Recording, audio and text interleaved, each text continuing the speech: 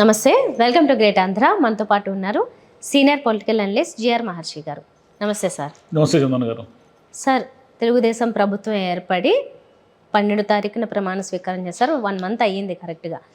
అయితే మధ్యలో స్కూల్స్ అయితే అన్ని చోట్ల ఓపెన్ అయిపోయాయి. అప్పటి నుంచి తల్లికి వందనం గురించి ఎదురు చూస్తున్నారు. ఎందుకంటే స్కూల్లో ఓపెన్ అయిపోయిన తర్వాత ఫీజులు వీటి గురించి ఎదురు చూస్తారు కాబట్టి. జగన్ గారు కూడా మొన్న అక్కడ మాట్లాడారు కదా, ఇంకా ఓపెన్ చేశారు కానీ ఇంకా ఏమీ వేయలేదన్నారు. రైతుల గురించి కూడా మాట్లాడారు కానీ దానికి సంబంధించిన జీవో రాలేదు. దీనికి సంబంధించిన జీవో అయితే వచ్చింది, తల్లికి వందనంకి సంబంధించి. ప్రతి తల్లి ఖాతాలో 15,000 అనే దానికి సంబంధించి ఒకటి ఆధార్ కార్డు, ఇంకోటి రేషన్ కార్డుకి సంబంధించి వైట్ రేషన్ కార్డు ఉన్న వాళ్ళకి ఇది అప్లికేబుల్. ఇంతవరకు మనకి డీటెయిల్స్ అర్థమవుతున్నాయి. కానీ 15,000 అంటే తల్లికి 15,000 మాత్రమే అన్నారు. కానీ అప్పుడేమో ఎంతమంది పిల్లలు ఉంటే అన్ని 15,000 చెప్పారు. లోకేష్ గారి వీడియో కూడా అప్పుడు వైరల్ అవ్వడం చూసాము. ఇప్పుడు కూడా వైసీపీ వాళ్ళు ట్రోల్ చేస్తున్న విషయం ఇది. ఎంతమంది పిల్లలు ఉంటే అంతమందికి అన్నారు. ఇప్పుడు తల్లికి 15,000 చొప్పున వేయడం గురించి మాట్లాడుతున్నారు. పూర్తి వివరాలు చెప్పలేదు. ఎందుకని అంటే ఆ జీవో ఎట్టు కాకుండా అలా ఉందేంటి? ఏం లేదు, ఆ జీవోలో ఎంతమంది పిల్లలు ఉంటే అంతమందికి 15,000 అనేది ఉంటే ఆ జీవోలోనే స్పష్టంగా చెప్పిండేవాడు. ఒక్కో తల్లికి 15,000 కాదబ్బా, ఒక్కో బిడ్డకు 15,000 అని చెప్పిండేవాడు. అలా చెప్పలేదు కదా మరి. ఆ కన్ఫ్యూజన్ ఎందుకు క్రియేట్ చేశారంటే కావాలని క్రియేట్ చేశారు. మీకు తెలుగుదేశాన్ని సమర్థించే పత్రికల్లో కూడా ఈ వార్త లోపల పేజీల్లో ఏదో చిన్న సింగిల్ కాలం వచ్చింది. మామూలుగా ఒక్కొక్క బిడ్డకు 15,000 ఇచ్చేదే నిజమైతే ఫస్ట్ పేజీలో బ్యానర్ వచ్చిండేది. తల్లికి హామీని నిలబెట్టుకున్న బాబు, తల్లికి వందనం, అమ్మకు వందనాన్ని అక్షరాలా పాటిస్తున్న బాబు అని ఇలాంటి వార్తలు వచ్చేటివి. ఇలాంటి వార్తలు ఏమీ రాలేదంటేనే మనకి ఎక్కడో సందేహం ఉంది దాని మీద. అందరికీ సందేహం ఉంది. ఇసుకకైనా కనీసం షరతులు వర్తిస్తాయని ఉంది. ఉచిత ఇసుక అన్నారు కానీ అయ్యా సీనరేజీ ఇవన్నీ కట్టాలి, దీనికి ఈ లెక్కన కట్టాలి అనేది ఒకటి షరతులు వర్తిస్తాయి ఉంది. దీనికి ఏమిటంటే దీనికి ఏం షరతులు వర్తిస్తాయో కూడా మాకు తెలియదు. మీకు 2 పిల్లలకి 30,000 రావాలంటే ఇది షరతు అని ఏమైనా ఉందే దాంట్లో? ఏమీ లేదు. మీరు ఈ పథకానికి అర్హులు కావాలంటే మీరు ఆధార్ కార్డు, రేషన్ కార్డు ఏదో కొన్ని రకాల పత్రాలు సమర్పిస్తే, డాక్యుమెంట్స్ సమర్పిస్తే వీటన్నిటికీ మీరు అర్హులవుతారు అని ఉంది. అంటే అర్థం ఏమిటి? తల్లికి 15,000 అంటే ఒక్కొక్క తల్లికి ఎంతమంది పిల్లలున్నా ఒక్క 15,000 మాత్రమే ఇస్తారు అని. అంటే లాస్ట్ గవర్నమెంట్ ఏమి ఇచ్చిందో ఈ గవర్నమెంట్ కూడా అదే ఇవ్వబోతా ఉంది. అలా ఇస్తే చాలా తీవ్ర విమర్శలు ఎదుర్కోవాల్సి ఉంటుంది. విమర్శలు ఎదుర్కోవడం అంటే ఇప్పటి వరకు ఎవరైనా మాట్లాడినారా? తెలుగుదేశం స్పోక్స్ పర్సన్ ఎవరైనా, తెలుగుదేశం తరఫున ఏ మినిస్టర్ అయినా, విద్యాశాఖ మంత్రి లోకేష్ గారు కదా. లోకేష్ గారు కానీ, చంద్రబాబు నాయుడు గారు కానీ, ఇంకా ఎవరైనా బాధ్యులైనా సరే ఆ జీవోలో ఇలా ఉందయ్యా, మీరేం కంగారు పడకండి, మీరేం కన్ఫ్యూజ్ కావద్దండి, ఒక్కో తల్లికి 15,000 నా జీవోలో ఉంది. కానీ ఒక్కో తల్లికి అనేది కాదు, ఎంతమంది పిల్లలు ఉంటే అంతమందికి అప్లికబుల్ అది. మీకు 2 ఉంటే 30, 3 ఉంటే 45,000 వస్తుంది. కూల్గా ఉండండి, మీరు ఊరికి టెన్షన్ పడకండి అని చెప్పాలి కదా. ఊరికే అంటే ఏదో ఒక న్యూస్ కోసం చేశారంటారా? లేకపోతే లేదు, ఊరికే ఇది లేకపోతే 15,000 రియాక్షన్ చూద్దామని కూడా చేసి ఉండొచ్చు. మేబీ అదే. ఇప్పుడు పెన్షన్ ఇచ్చారు. పెన్షన్ ఏమి చెప్పారు? 7,000 రూపాయలు అంటే అరియర్స్తో కలిపి 7,000 రూపాయలు ఇస్తామయ్యా, మీ ఇంటికే తెచ్చిస్తామని అన్నారు. చాలా స్పష్టంగా ఆ మాట చెప్పిన తర్వాత 1వ తేదీ వాళ్ళు ఒక పార్టీ పండుగలాగా చేశారు దాన్ని. సరే, కార్యకర్తలు పంచారా, సర్పంచులు పంచారా, నాయకులు పంచారా అనేది పక్కన పెడితే పోనీ పంచారు కదా. జనానికి అయితే ఎవరికైతే అర్హులో ఆ పెన్షన్దారులు ముసలి వాళ్ళందరికీ డబ్బులు అయితే ఇచ్చారు కదా, దాంట్లో ఏం మోసం చేయలేదు. కాబట్టి అది జెన్యూన్. వీళ్ళు పార్టీ ప్రచారం చేసుకున్నా ఏం చేసుకున్నా. ఇసుక దగ్గరికి వచ్చేసరికి ఏమైందంటే ఉచితం అన్నారు కానీ అయ్యా ఉచితం ఎట్టిస్తాము, మాకు ఈ లోడింగ్ ఛార్జీలు ఇవన్నీ ఉంటాయి కదా, ఇవన్నీ ఉంటాయి కాబట్టి మేము మినిమం ఇంత కట్టించుకుంటాము అన్నారు. సరే, మినిమం ఇంత కట్టించుకుని దానికి కూడా జనానికి ఏం పెద్ద ఇబ్బంది లేదు. ఎందుకంటే ఎవరు కూడా ఇసుకని ఫ్రీగా గవర్నమెంట్ తెచ్చి మన ఇంట్లో పోస్తుందని మనం అనుకోం కదా. మనము ఇల్లు కట్టాలి అని డిసైడ్ అయినప్పుడు ఇంటి కోసము ఎంతో కొంత డబ్బు, ఈ రోజుల్లో 4-5 లక్షలు, 10 లక్షలు, 20 లక్షలు లేదు ఇల్లు కట్టలేరు కదా. అంటే మినిమం నేను చెప్పేది మ్యాక్సిమం కోట్లలో కూడా కట్టుకోవచ్చు. ఇంత డబ్బు పెట్టి ఇల్లు కట్టుకునే వాళ్ళు ఇసుక ఉచితంగా రావాలని ఏం కోరుకోరు. కొంత డబ్బు చెల్లించడానికి వాళ్ళకేమి అయిష్టమేమి ఉండదు. ఇక్కడ సమస్య ఏమిటంటే తల్లికి వందనం దగ్గర మీరు ఎందుకు మళ్ళీ ఈ దోబూచులాట ఆడుతున్నారు? ఈ దోబూచులాట ఎందుకంటే 15,000 ఇస్తారా, లేదా మీరు ఇంతకుముందంతా ప్రచారంలో విపరీతంగా చంద్రబాబు నాయుడు గారు చెప్పారు కదా స్వయంగా, అమ్మా నీకేమిటి 2 పిల్లలు ఉంటే 30,000, 3 ఉంటే 45,000 తీసుకోండి అని లోకేష్ గారు చెప్పారు. వాళ్ళ ప్రతి నాయకుడు నిమ్మల రామానాయుడు గారు చెప్పారు. వీడియోలు ఉన్నాయి కదా, ఏం చెప్పారు, ఏంటి 3 ఉన్నారా, 3 ఉంటే 45,000, 4 అయితే 60,000 పోండి, చంద్రబాబు గారు ఇచ్చేస్తున్న 1, 2, 3, 4, 60,000 పోండి అన్నారు. అన్నారా లేదా? మీ ప్రతి ఎమ్మెల్యే, మీ ప్రతి తెలుగుదేశం నాయకుడు ఊరూరా ప్రచారం చేసినప్పుడు ప్రతి తల్లికి ఏం చెప్పారు, అమ్మా ఎంతమంది నీకు పిల్లలు, 2 అయ్యా, 2 అంటే 30,000 ఇస్తున్నాడు చంద్రబాబు నాయుడు గారు, తీసుకోకండి అన్నారు. అన్నారా లేదా? మరి ఇప్పుడు ఎందుకు ఈ జీవోలో 15,000 ఎక్కడో బాండ్లు కూడా అన్నారు, లిటిగేషన్ పెట్టారు, బాండ్ల పేరు కూడా ఎత్తారు ఆయన, నిమ్మల రామానాయుడు గారు ఇచ్చాం కదా అన్నారు. డబ్బులు లేవు, ఒకటి డబ్బులు లేవు. డబ్బులు లేకపోవడం వల్ల ఇచ్చిన హామీలన్నీ నెరవేర్చాలి అంటే అది మామూలు విషయం కాదు. ఎందుకంటే మనము చాలా సింపుల్ కదమ్మా, మనకి ఎంత ఆదాయం ఉంది, మనం ఎంత ఖర్చు పెడుతున్నాము, ఆదాయానికి మించి మనం ఖర్చులకి హామీ పూచి పడినామనుకోండి, అప్పుడు ఏం చేయాలి, మనం అప్పు చేయాలి, అంతేగా. లేదంటే అబద్ధం చెప్పి వాళ్ళ ఎగ్గొట్టాలి. ఈ రెండే మన ముందు ఆప్షన్లు. ఒకటి అప్పు చేయడం అనేది అంత ఈజీ కాదు. వీళ్ళే చెప్తున్నారు అన్నిటికీ శ్వేతపత్రాలు ఎందుకు పెడుతున్నారు, శ్వేతపత్రాలు అని. శ్వేతపత్రాలు అంటే ఏమిటంటే, అయ్యా ఏమీ లేవు డబ్బులు, మా దగ్గర రూపాయి లేదు, ఇదిగో ఇది శ్వేతపత్రము, జగన్ మొత్తం అప్పులు చేసి వెళ్ళిపోయాడు, ఇది చెప్పడానికి చెప్తున్నారు. జగన్ అప్పులు చేశాడని, జగన్ సరిగ్గా చేయలేదని కదా మిమ్మల్ని ఎంచుకుంది. మిమ్మల్ని ఎందుకు గెలిపించారు? మిమ్మల్ని గెలిపించినప్పుడు మిమ్మల్ని గెలిపించారంటే అర్థం ఏమి, మిమ్మల్ని నమ్మారని అర్థం.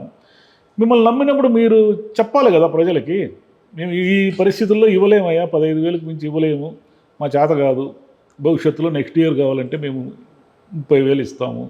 విమర్శలు అంటారా? విమర్శలు వస్తాయి, ప్రతి దాని మీద విమర్శ వస్తుంది. మీరు విమర్శలు రాకుండా ఉండాలంటే మీ ప్రతి పథకాన్ని సక్సెస్ఫుల్గా అమలు చేయగలిగి ఉండాలి. ఎట్లా చేస్తారు? మీకు 1,50,000 కోట్లు కావాలి, ఎక్కడి నుంచి చేస్తారు డబ్బులు? ఏమి ఆదాయం ఉంది? ఆదాయం హఠాత్తుగా 3 ఇంతలు 4 ఇంతలు, ఏదో చంద్రబాబు నాయుడు గారు వచ్చేసారు, ఆ పెట్టుబడిదారుడు వచ్చాడు, ఈ పెట్టుబడిదారుడు వచ్చారు, 600 కోట్లు పెడతాను, ఇదంతా ఒక రోజులో జరుగుతుందా? ఎంత పని ఉంటుంది ఒక పరిశ్రమ పెట్టాలంటే, ఎంత గ్రౌండ్ వర్క్ ఉంటుంది, ఇదంతా సింగిల్ డేలో జరగదు కదా. మరి సింగిల్ డేలో జరగనప్పుడు మీరు ఎట్లా సంపదను సృష్టించి 1,50,000 కోట్లు పథకాలకు ఇవ్వగలరు అనేది క్వశ్చన్ మార్క్. సరే, ఆయన చేయగలిగితే మంచిదే, కాకపోతే టైం పడుతుంది అన్న సంగతి ఆయనకి ముందుగా తెలుసు కాబట్టి.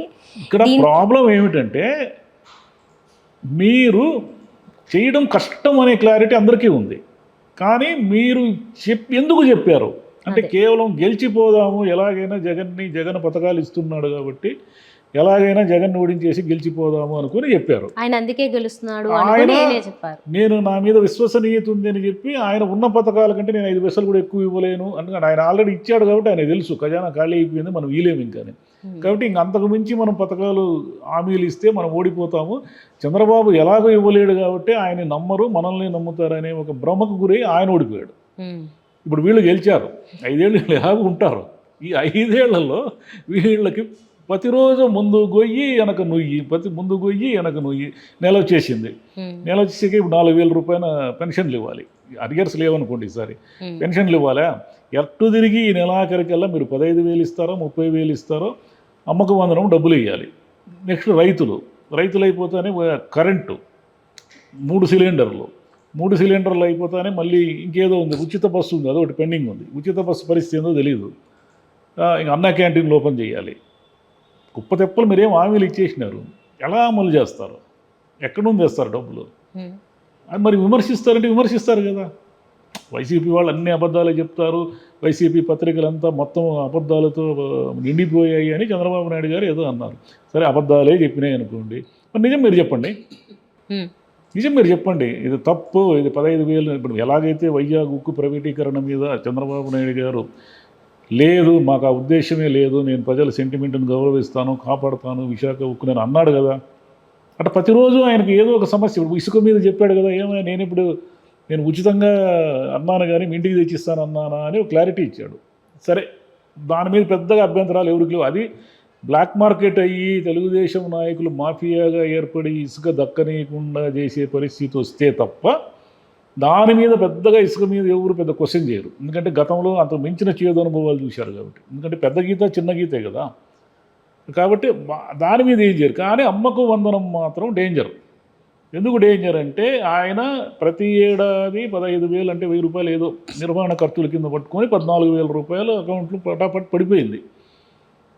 దీన్ని ప్రతి పిల్లవాడికి వర్తిస్తానని చెప్పి మీరు అధికారంలోకి వచ్చారు. దాని మీద ఇప్పటివరకు ఏం మాట్లాడడం లేదు. కాబట్టి ఓటు వేసిన ప్రతి మహిళ ఏమనుకుంటారు, చంద్రబాబు నాయుడు గారు మమ్మల్ని మోసం చేశారు, 2 పిల్లలకు 30,000 వస్తుంది అనుకున్నాము కానీ 15,000 వచ్చింది. ఇసుక అంత తేలిగ్గా తీసుకోరు దాన్ని. అది ఇక్కడున్న సమస్య. అవును. మరి చూద్దాం ముందు ముందు. అంటే ఈ షరతులు, ఈ జీవో ఏదైతే వచ్చిందో ఇది ఇంతేనా, దాంట్లో ఇంకా చాలా మార్పులు వచ్చి ఆ తర్వాత ఏమో అసలైన జీవో శ్వేతపత్రం ప్రకటిస్తారేమో దీనికి కూడా. అన్నిటికీ శ్వేతపత్రాలు ప్రకటించుకుంటూ పోవడమే.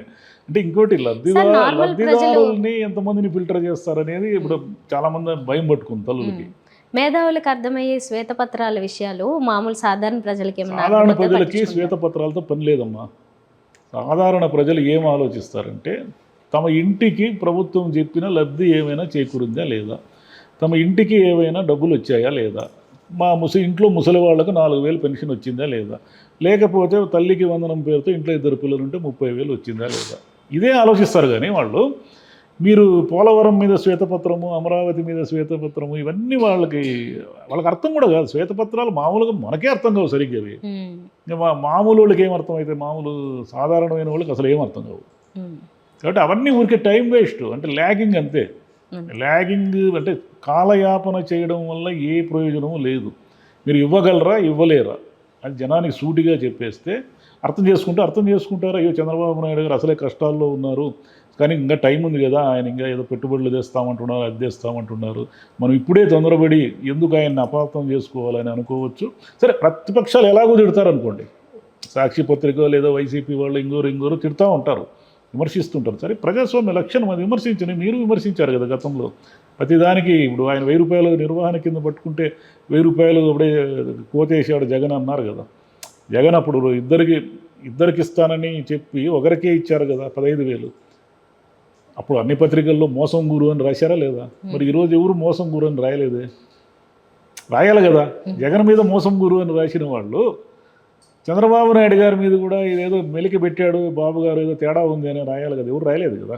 కాబట్టి పత్రికలు కూడా తమకంటూ ఒక పార్టీని నిర్ణయించుకొని ఆ పార్టీ ఏం చేసినా సబబే అనే దిశగా ప్రయాణం చేస్తున్నప్పుడు ఏం ఆడతాం, ఎవరి గురించి అని ఏం ఆడతాం. సరే, మొత్తానికి తల్లికి వందనం అంటూ తల్లులు ఎదురు చూస్తున్నారు, కానీ వారికి ఇంకా టైం ఉంది. ఇప్పుడే అయితే మీకు ఒక క్లారిటీ లేదు, క్లారిటీ వచ్చే వరకు వెయిట్ చేయాల్సింది. తల్లికి 15,000 వందనమే. 30,000 వందనం ఇచ్చినప్పుడు వాళ్ళు నిజంగా ఇది తల్లికి వందనం అనుకుంటారు. అంటే 3 ఉంటే 45,000. ఈ రోజుల్లో 3-4 పిల్లలు ఉన్న వాళ్ళు చాలా తక్కువ మంది అనుకుంటారు. ఇద్దరైతే యావరేజ్గా ఉంటారు. అంటే 30,000 కోసం అయితే చాలామంది తల్లులు ఎదురు చూస్తున్నారు. ఒక పిల్లవాడే ఉంటే సమస్య లేదు, ఎలాగో ఇస్తారు కాబట్టి. చూడాలి, మన ఊరికే ముందుగానే ఇంకా నెలే కదా అయ్యింది, నెలకే మనము విమర్శలు ఇంకోటి చేయడం కూడా ఎవరు ఏం చేసినా అది కరెక్ట్ కాదు. ఇంకా కొంచెం టైం, ఆయన ఎలా దాన్ని ఈ వరస్ట్ సిచ్యువేషన్ని ఎలా మేనేజ్ చేస్తారు, ఎలా బయటపడతారు అనేది చూస్తూ ఉండాలి. అయితే లేదు, మాట మీద నిలబడడం లేదు అన్నప్పుడు మీరు మాట మీద నిలబడడానికే ప్రయత్నించండి అని చెప్పడంలో తప్పేమీ లేదు. అంతే, విమర్శ కాదు, జస్ట్ ఆ చిన్న మెలికి ఎందుకు పెట్టారు క్లియర్గానే చెప్పచ్చు కదా అని అంతే. ఆ జీవోలో తల్లికి 15,000 మాత్రమే ఎందుకేసారు అనేది ఈ చర్చ ప్రధాన అంశము. Thank you sir. Thank you మా.